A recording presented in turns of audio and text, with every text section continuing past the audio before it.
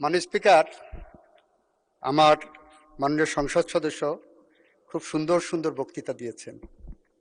বক্তৃতাগুলো পল্টন ময়দান, press club, ঢাকার রাজপথের জন্য, মুক্তাঙ্গন অনেক বেশি জুসি, অনেক বেশি প্রাসঙ্গিক।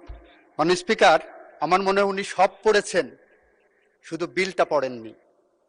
এই বিলটা এনেছি, বিলটার প্রথম লাইনেই দেওয়া আছে, যেহেতু মানবাধিকার কমিশন অধ্যাদেশ 2025 এর বিষয়ে সংশ্লিষ্ট স্টেক হোল্ডারদের সহিত অধিকতর পরামর্শ যাচাই বাছাই করা প্রয়োজন,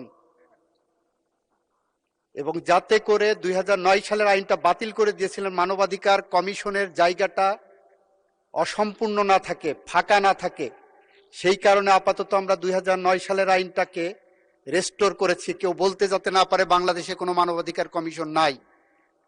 সুতরাং সব পড়লাম, প্রথম লাইনটাই পড়লাম না, যে 2025 সালের আইনটা আমরা অধিকতর যাচাই বাছাই করার জন্যই এনেছি। কেন অধিকতর যাচাই বাছাই করার প্রয়োজন মাননীয় স্পিকার?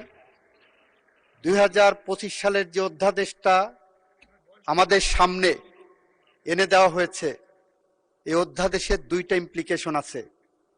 একটি ইমপ্লিকেশন হলো, আমরা যখন কোনো আইন করি, কোনো অ্যাকশন নেই, কোনো অ্যাক্ট করি, সেটা যদি এমন হয় যে এটা করেছি উইথ অ্যান আলটেরিয়র মোটিভ, এটা যদি এমন হয় যে এটা করেছি উইথ এ মেলাফাইডি মোটিভ, যদি এমন হয় যে বিএনপি ক্ষমতায় আসবে, তাকে কোনোভাবেই কাজ করতে দেওয়া হবে না, সেরকম উদ্দেশ্য যদি থাকে, সে ধরনের উদ্দেশ্যপূর্ণ আইন, আইনের ভাষায় বলছি, জুডিশিয়াল রিভিউয়ের ভাষায় বলছি, কনস্টিটিউশনাল লয়ের একজন ছাত্র হিসেবে বলছি, that law is a void of initial law.